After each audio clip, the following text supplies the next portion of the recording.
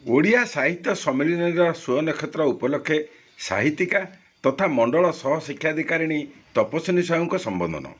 କୁନି କୁନି ଦାୟାଦ ମାନେ ଯେଉଁମାନେ ଭବିଷ୍ୟତର ସ୍ୱପ୍ନର ରାମରାଜ୍ୟକୁ ଗଢ଼ିବା ପାଇଁ ଯାଉଛନ୍ତି ଆଉ ପୃଥିବୀରେ ତାକୁ ପ୍ରଥମ ସ୍ଥାନ ଦେବା ପାଇଁ ଯାଉଛନ୍ତି, ସେମାନଙ୍କୁ ମୋର ଆନ୍ତରିକ ଶୁଭେଚ୍ଛା।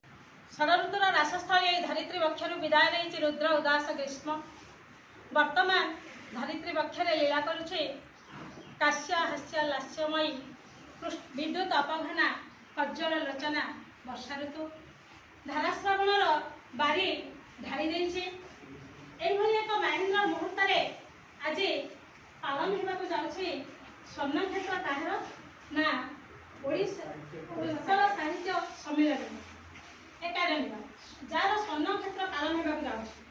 ଏଇ ଓଡ଼ିଆ ଭାଷା ଯେତେବେଳେ ବିଲୁପ୍ତ ହେବାକୁ ବସିଥିଲା, ସେତେବେଳେ ଆମ କବିମାନେ, ଆମ ଲେଖକମାନେ, ଯେଉଁମାନଙ୍କୁ ମୁଁ କହିବି ଗୋପାଳ ଚନ୍ଦ୍ର ପ୍ରହରାଜ, ଯିଏ ଆମର ଓଡ଼ିଆ ଭାଷାର ମୁଖ୍ୟ ମଙ୍ଗ ଧରିଥିଲେ, ଯେଉଁ ମଧୁବାବୁଙ୍କ କଥା କହିବା, ଯିଏ କହୁଥିଲେ ଉଠରେ ଉଠରେ ଉତ୍କଳ ସନ୍ତାନ ଉଠିବୁ ତୁ କେତେ ଦିନେ, ପୂର୍ବ ଗୌରବ ପୂର୍ବ ମହିମା ପଡ଼ୁନାହିଁ କିରେ ତୋର ମନେ, ତ ପୂର୍ବ ପୁରୁଷ ଜିଣିଥିଲେ ପରା ଗଙ୍ଗା ଠାରୁ ଗୋଦାବରୀ, ତାଙ୍କରି ଔରସେ ଜନ୍ମ ହୋଇ ତୁଇ କେଉଁ ଗୁଣେ ତାଙ୍କୁ ସରି।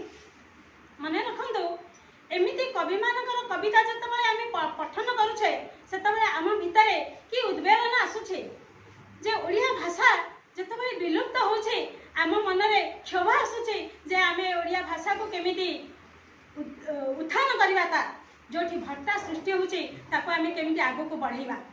ମନେ ପଡ଼ିଯାଉଛି ମଧୁବାବୁଙ୍କ ନାଁ ଶୁଣିଲେ ପିଲାମାନେ କହୁଥିଲେ ଯେ ପାଠ ପଢ଼ିବି, ମୁଁ ପାଠ ପଢ଼ିବି, କାଳିଆ ଘୋଡ଼ାରେ ଚଢ଼ିବି, ମଧୁବାବୁ ସଙ୍ଗେ ଲଢ଼ିବି।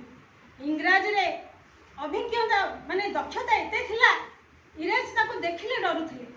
ମଧୁବାବୁ ଆସୁଛନ୍ତି କହିଲେ ଇଂରେଜ ସରକାରର କୌଣସି ଲୋକ ତାଙ୍କ ପାଖକୁ ଆସୁନଥିଲେ। ସିଏ କ'ଣ ଜାଣିନଥିଲେ ଓଡ଼ିଆ ଭାଷା? ଓଡ଼ିଆର ଖାଦ୍ୟ ଖାଉଥିଲେ।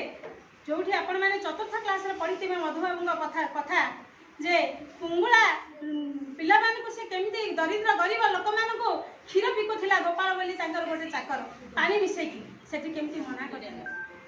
ଆମର ଉତ୍କଳ ଟେନେରୀ ଜୋତା କାରଖାନାକୁ ନିଲାମ କରିଦେଇଥିଲେ ଏହି ଭାଷାର ଉନ୍ନତି ପାଇଁ।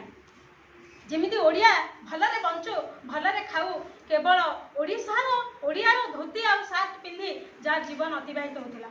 ଫକୀରମୋହନ ସେନାପତିଙ୍କ କଥା, ଗଙ୍ଗାଧର ମେହେରଙ୍କ କଥା, ଯେଉଁଠି ପିଲାମାନେ ଗାଉଥିଲେ ଯେ ମାତୃଭୂମି ମାତୃଭାଷାରେ ମମତା, ଯାହୃଦେ ଜନମୀ ନାହିଁ, ତାକୁ ଯଦି ଜ୍ଞାନ ଗଣରେ ଗଣିବା ଅଜ୍ଞାନ ରହିବେ କାହିଁ। ତେଣୁ ପିଲାମାନେ ଯେଉଁଠିକି ଗଲେ ଇଂରାଜୀ ପଦ କହିଥିବା ବାବୁଟିଏ ଦେଖିଦେଲେ, ଇଂରାଜୀରେ କଥା ଚାରିପଦ ଶୁଣିଦେଲେ ଆମେ ଖୁସି ହେଇଯାଉଛେ। ନାଇଁ, ସେ ଇଂରାଜୀ ଜ୍ଞାନ ଆମ ପାଖରେ ଥାଉ, କିନ୍ତୁ ଆମେ ଯେଉଁଠିକି ଯାଉଛେ ଆମ ମାତୃଭାଷାର ପରିଚୟ ଦେବା, ଆମେ ଓଡ଼ିଆ କହି ବଞ୍ଚିବା। ଆମ ଓଡ଼ିଶାର ଲୋକ ଯାଇକି ଆମେରିକାରେ, ଇଂଲଣ୍ଡରେ ବହୁତ ନାଁ କରିଛନ୍ତି। ଆପଣମାନେ ଯେତେ ଦେଖୁଥିବେ ଶାଶ୍ୱତ ଯୋଶୀ, ଆମର ଯେଉଁ ନୃତ୍ୟଶିଳ୍ପୀ, ତାଙ୍କୁ ଦେଖିଲେ ଆପଣ ଚମକି ପଡ଼ିବେ। ଯେଉଁ ଇଂଲଣ୍ଡ କହ, ଆମେରିକା କହ, ବାହାର ଦେଶରେ ଏଇ ଓଡ଼ିଶୀ ନୃତ୍ୟ କରି ଓଡ଼ିଆ ଭାଷାରେ କଥା କହି ସେମାନେ କେମିତି ସୁନାମ ଅର୍ଜନ କରିଛନ୍ତି। ତେଣୁ ଆମେ ଓଡ଼ିଆ ବୋଲି ଆଜି ମୋତେ ଗର୍ବ ଅନୁଭବ କରୁଛି।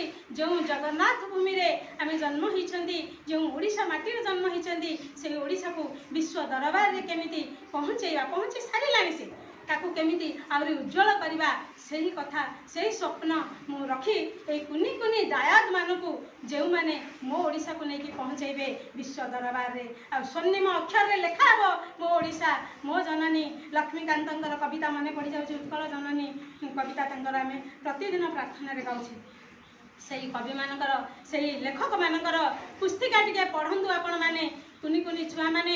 ମୁଁ ଏବେ କ୍ଲାସ୍ ନେଉଥିଲି ପିଲାଙ୍କର, ଲେଖିବା କହିଲେ ଟିକେ ଝୁଙ୍କି ଯାଉଥିଲେ। ମୋବାଇଲ ଦେଖି ଦେଖି ଏତେ ଅଭ୍ୟସ୍ତ ହେଇଯାଇଛେ, କଲମ ଆଉ କାଗଜ ଧରିବା ପାଇଁ ପଛେଇ ଯାଉଛେ। ତେଣୁ କେବେ ଡରିବନି, କେବେ ପଛେଇବନି। ଓଡ଼ିଆ ଭାଷାର ମର୍ଯ୍ୟାଦା ରଖିବା ପାଇଁ ଆପଣମାନେ ଓଡ଼ିଆକୁ ପ୍ରାଧାନ୍ୟ ଦିଅନ୍ତୁ। ଓଡ଼ିଆ ଆପଣଙ୍କ ହୃଦୟ ଭିତରେ ବଞ୍ଚି ରହୁ, ଇଂରାଜୀର ଜ୍ଞାନ ଗଭୀର ଥାଉ। ହିନ୍ଦୀ ତ ଆମର ରାଷ୍ଟ୍ରଭାଷା, ତାକୁ ନିଶ୍ଚିତ ଭାବେ ଶିଖିବା। ତା ସହିତ ଓଡ଼ିଆକୁ ଏତେ ଗର୍ବର, ଯେହେତୁ ଆମର ମାଟି କଟକ ମାଟି, କଟକର କୋଣ ଅନୁକୋଣରେ କେବଳ ଓଡ଼ିଆ ଭାଇ, ଓଡ଼ିଆର ଭାଇଚାରା ନେଇ ଆମେ ବଞ୍ଚିଛନ୍ତି। ତେଣୁ ଓଡ଼ିଆକୁ ଭଲ ପାଆନ୍ତୁ, ଓଡ଼ିଆ ଭାଷାକୁ ବିଶ୍ୱ ଦରବାରରେ ପୁରାପୁରି नंबर 1 करके रखु आपण मानक स्वागत करुच्ची आह्वान करुच्ची समस्ते जो जिते भी पार्टी ओडिया भाषा कथबार्ता करूँ भाईचारार भाव रहू मोर कुनी कुनी छुआ मान बार बार अनुरोध करुच्ची ओडिया लेखक लेखिका मानकर बही संपूर्ण रूपे पढ़ु ओडिया भाषा आदान प्रदान हो बापा माँ को इंग्राजीर गुरुत्व सहित ओडिया भाषार गुरुत्व को से उज्जीवित करा।